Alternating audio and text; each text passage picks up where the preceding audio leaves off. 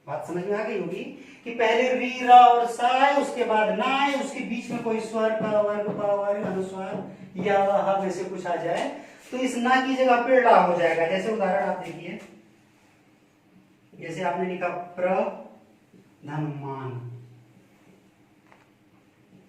ठीक है। अब आप देखिए आपकी शर्त पूरी हो रही ना, रा आ रहा है प्रभु, तो रा पहले आ रहा है, ना बाद में आ रहा है, उसके बीच में माँ आ रहा है। माँ पा वर्ग का अक्षर है कि नहीं, पा पा बा बा माँ। तो हम पढ़ रहे हैं कि अगर ये आता है तो ना की जगह पे ड़ा हो जाता है, परिवर्तन इसमें होना है, तो हम कहेंगे प्रमाण। बात खत्म, ठीक है। जैसे हम कहते हैं कि, जैसे हम लिखते हैं कि भरण, भरण में क्या होगा भाई, इसका संधि विच्छेद हम करना हो कैसे करेंगे। हम ये जान रहे हैं कि ड़ा हुआ है, तो ड़ा का मतलब कहीं ना कहीं ना जरूर आ रहा है, और ना आ रहा है तो कैसे आ रहा है, देखें रा पूरा है, ना आ रहा है मतलब इधर रा आधा रहा होगा, और आ इधर, इसका इधर चला गया होगा, इधर ना रहा होगा, भरण। फिर से इसको देखें कि रा रा आ रहा है, उसके बाद कोई स्वर आ रहा है, आ रहा है, इसी ना में परिवर्तन होना है, ना की जगह पे ड़ा होना है, तो हम भा लिखेंगे। ये रा इस आ से मिला तो पूरा हो गया, और इस ना में परिवर्तन हुआ तो हो गया भरण। और समझ में आ गई होगी। इसी तरह हम लिखते हैं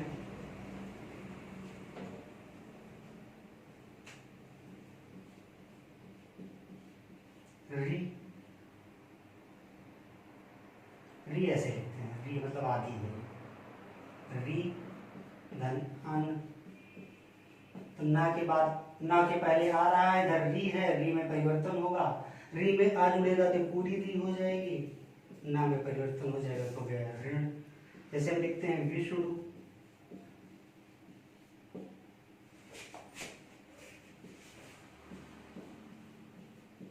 विश्व धन नु, विष्णु, ठीक। ये बात समझ में आ गई होगी। आइए एक नियम और बचता है, उसको देख।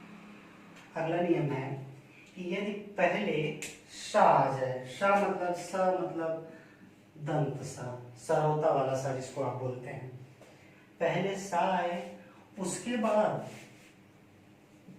आ तथा आ को छोड़कर, ये ना आए भाई, इनको छोड़कर कोई भी स्वर आए, ठीक। सा आए, उसके बाद आ तथा आ को छोड़कर कोई भी स्वर आए ना, तो इस स के स्थान पर मूर्धन्य सा हो जाता है, ये वाला सा हो जाता है, खटकोण वाला जिसको आप बोलते हैं, ये दंत सा की जगह हो जाए। बात समझ में आ गई ना। यदि पहले सा आए, उसके बाद अ अथवा आ को छोड़कर, छोटे आ अथवा बड़े आ को छोड़कर कोई भी स्वर आ रहा है, तो श की जगह पे श हो जाएगा। जैसे हम लिखते नहीं,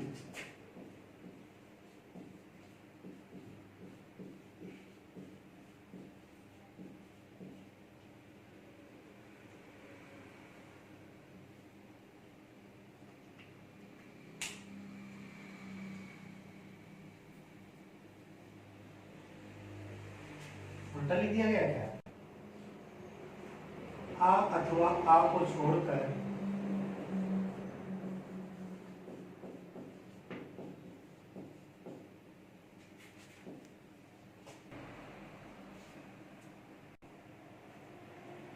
देखिए कि यदि पहले आ अथवा आ, इनको छोड़कर, आ अथवा आ को छोड़कर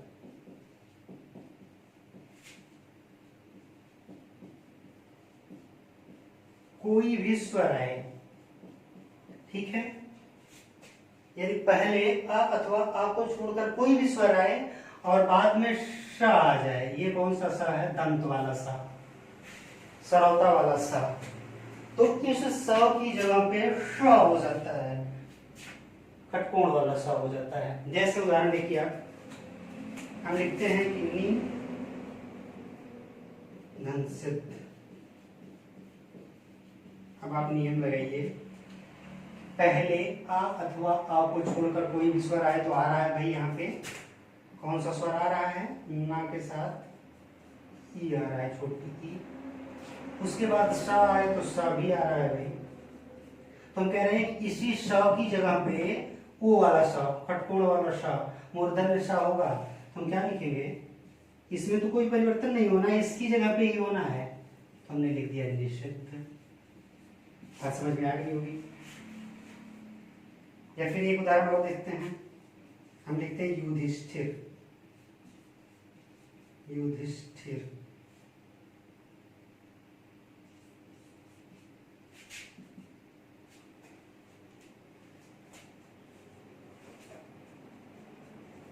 युधि स्थिर। ठीक, आगे की तरफ बढ़ते हैं। जैसे एक हम देखते हैं, इधर देख लीजिए, निधनसेध, इसको कैसे लिखते हैं, निषेध। भाई स के पहले आ को छोड़कर कोई भी स्वर आ रहा है, छोटी ई आ रही है, किसी स में परिवर्तन होगा, इस स की जगह मूर्धन्य सा होगा, तो हमने लगा दिया स, निषेध। तो ये थे व्यंजन संधि के प्रकार। आज आपने व्यंजन संधि से संबंधित जितने भी नियम होते हैं उनका अध्ययन कर लिया है। हम इसके बाद प्रश्नमाला में व्यंजन संधि का अभ्यास आपको देंगे। आज के लिए इतना ही, शेष अगले वीडियो में। धन्यवाद।